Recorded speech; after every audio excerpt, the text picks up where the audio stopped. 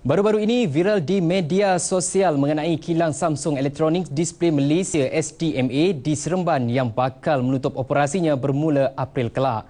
Jika benar, bagaimanakah nasib 594 pekerja di kilang tersebut apabila berdepan kehilangan pekerjaan dan sumber mata pencarian? Laporannya bersama Siti Zainab Abdul Syukur.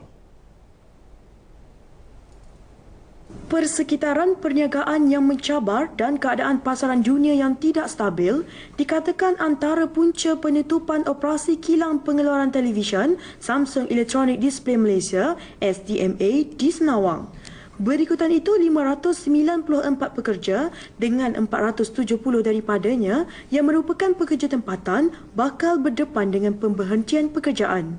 Namun nasib mereka terus mendapat perhatian kerajaan negeri apabila beberapa langkah drastik diambil untuk terus menjaga kebajikan setiap pekerja terlibat. Menurut Esko Perladangan Sumber Manusia dan Kampung Baru Negeri, Dato' El Manikam, Jabatan Tenaga Kerja JTK Negeri Sembilan akan memastikan semua urusan pemberian pampasan sewajarnya dibuat oleh syarikat dengan sempurna.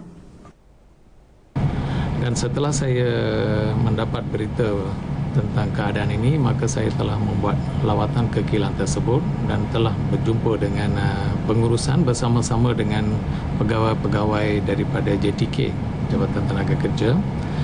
Dan saya telah bincang tentang masa depan pekerja-pekerja yang akan mengalami pembuangan ini.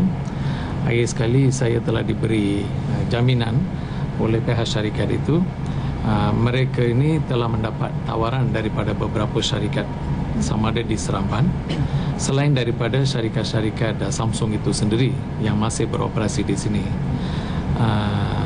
Maka saya anggapkan pembuangan pekerja ini tidak akan menjejaskan kehidupan ataupun kebajikan pekerja tersebut.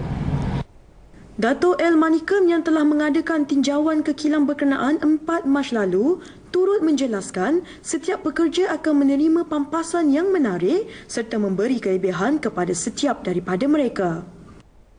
Pampasan yang mungkin akan terima kelak itu adalah sesuatu yang baik. Maka saya berharap dalam keadaan sekarang ini mereka dapat menggunakan pampasan tersebut dengan cara yang terbaik mungkin agar selepas itu mereka masih lagi dapat meneruskan kehidupan mereka lah. Dan kepada yang dapat tawaran kerja di tempat lain itu, saya berharap mereka dapat menyesuaikan diri dengan keadaan dan suasana syarikat yang terbaru. Kemungkinan ada berbeza dalam gaji ataupun keistimewaan. Maka kalau mereka dapat menyesuaikan diri dengan keadaan terbaru, saya anggapkan tidak akan timbul apa-apa masalah. Bagi pengarah JTK, Estaru Marajan, pihaknya akan bekerjasama dengan Job Malaysia untuk membantu pekerja mencari pekerjaan sesuai bergantung kepada keperluan dalam sektor berkenaan. Jelasnya, 15 majikan telah dikenal pasti di sekitar negeri ini bagi memberi penempatan semula kepada pekerja terlibat.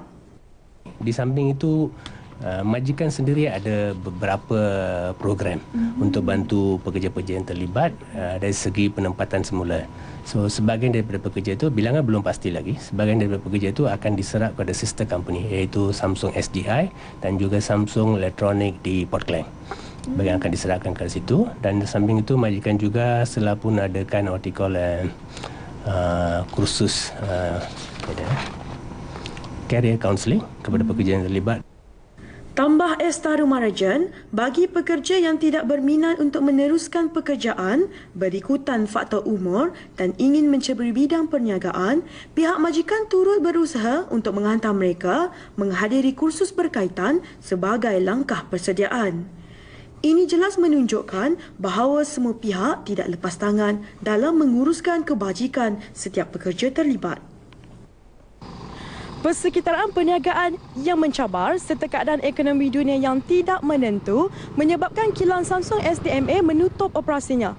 Namun nasib pekerja yang terlibat tidak akan diabaikan apabila beberapa pelantikan dirangka bagi membantu mereka. Apa yang pasti, pampasan yang adil dan berpatutan harus diterima untuk terus menjalani kehidupan harian. Laporan Siti Zainab Abdul Syukur dan juru kamera Aziz Zubair untuk Berita RTM. Penutupan operasi SDMA yang telah beroperasi sejak tahun 1995 itu turut mendapat perhatian Menteri Besar Negeri Sembilan, Datuk Seri Muhammad Hassan. Beliau berpandangan keadaan ekonomi dunia yang tidak menentu menyebabkan penjualan keseluruhannya menurun daripada 5.9 juta unit kepada 1.8 juta unit. Ekonomi dunia tidak menentu. Ya? Ekonomi dia amat teruk sekali. Samsung secara keseluruhannya dia punya penjualan sebelum tahun 2015, sebelum tahun 2014, jumlah jualan dia segi unit dia satu tahun 5.9 juta unit television. Tapi pada tahun lepas tutup 31 Disember 2015, dia cuma mampu menjual seluruh dunia punya turnover 1.8 juta unit. Begitu teruk sekali. Dia disebabkan oleh beberapa perkara lah. Permintaan negara-negara yang membeli tak berapa baik. Tetapi ada juga sekatan-sekatan perdagangan yang berlaku. Seperti seluruh negara Afrika sekarang dia dah buat macam dia punya negara blok ASEAN. Dia telah meletakkan satu syarat. Siapa yang nak masuk barang daripada luar negara-negara ini dikenakan cukai yang tinggi.